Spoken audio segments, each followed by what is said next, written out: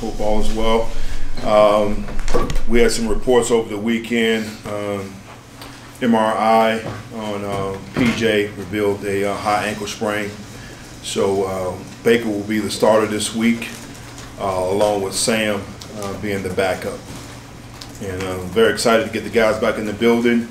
Had a brief team meeting, broke off of position meetings, and looking to get out on the field here shortly for a quick walkthrough. And with that, I'll take your questions. What was that conversation like with PJ? Did he want to try to play, or does he kind of know he can't play? Or? The conversation was definitely just between us as a quarterback unit. I would always say, just like Baker, all those guys want to play. They're so competitive, but again, we have to do what's best for the team. And high ankle sprain, limited mobility for us moving around in the pocket, and I thought it was just best to be able to let him sit this week and go with Baker. How ready is Sam for live action as well? It's tough to say. He hasn't had it within a year. I really don't count preseason. So I think what he's been doing in practice shows that he's progressing and getting to that point. And, hopefully, as I mentioned to those guys, that he can get a little bit of action. So the first time that he does go in there, it's not the first time. Steve, PJ finished Thursday's game and there was no mention of an injury. How did this happen?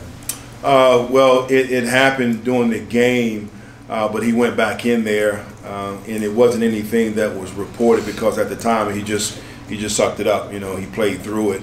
But as we evaluated him further, we realized we needed to get an MRI, and as we did that, it revealed a high ankle sprain. When did that take place, the MRI? It took place over the weekend. Mm-hmm. So is this all three guys have high ankle sprains or had one? Is that? Yes. Okay. How unusual is that?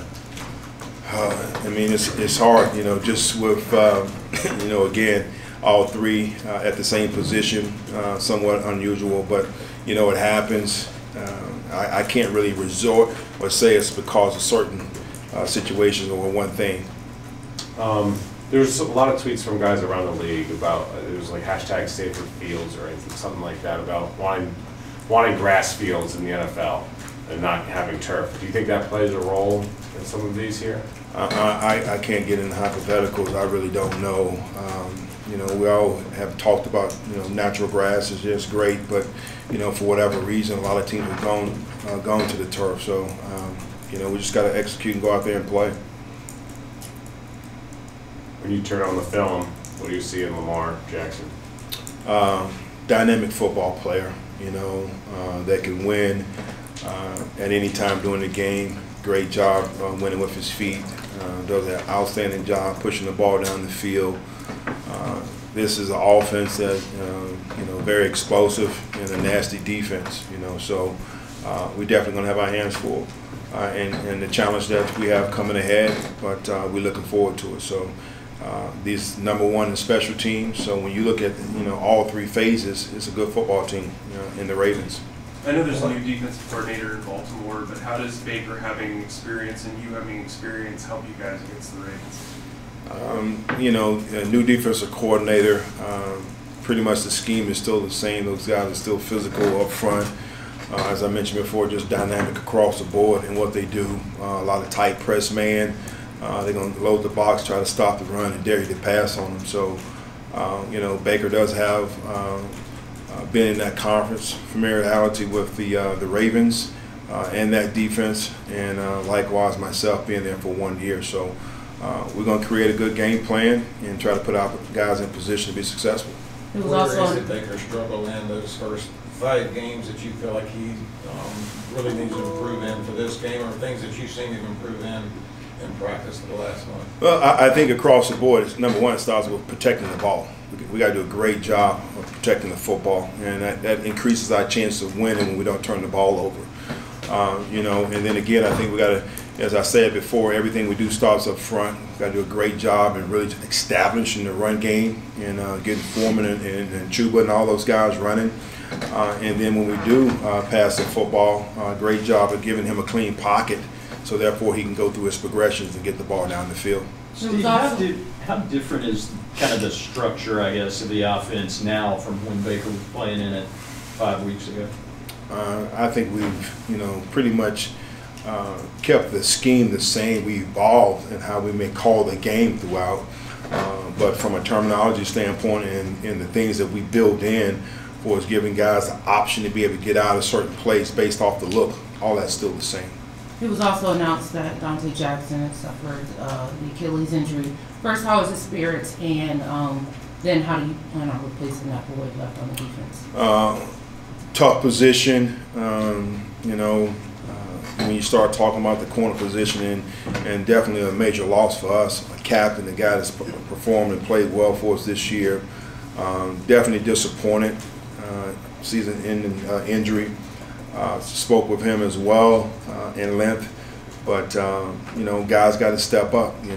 Keith Taylor, Tay Hayes, all those guys, which they've been doing a great job, giving the opportunity to get in and play. So it's going to be definitely hard to replace that leadership, but on the field we got to definitely step up and fill the void. Have you all considered bringing anybody in from the outside?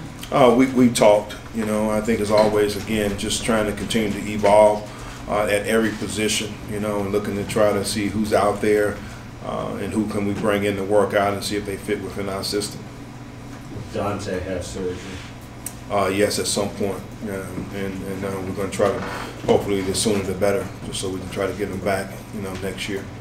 Steve, did you use this mini bye as a chance to self-evaluate a little bit with yourself and things you liked, things you felt like you wanted to improve on over the next part of the season? Not so much self-evaluate. My thought process was really trying to get a jump on the Ravens. We're always trying to evaluate what we do each and every week and try to go back and look at, self-scout, our calls, offense, defense, things that we're doing and see how we can improve. Is Baker as healthy as he has been now that he's back? Is he good to go? Or? As much as I know, he's healthy and ready to go. Was there any thought to starting Sam over Baker, and what kind of influenced your decision to go with Baker? Again, Baker has, started this year. He's been the backup. Sam, in my assessment, is still just fresh off that 21-day threshold and still trying to give him some opportunity to be able to continue just to progress. So that's the reason why I wanted to go with Baker. Steve, you guys don't have a win outside of the NFC South yet this year. First, why is that? I couldn't tell you exactly why. We haven't had a win on the road yet either. So that's what we're striving for this week, to get our first win on the road, regardless of NFC South, NFC West, or whomever it may be. That's our goal and that's our mindset this week. Do you have a timeline on PJ? Right now, I do not. I just know he's down for this week, and then we'll figure out exactly what's going on as we progress and move forward next week.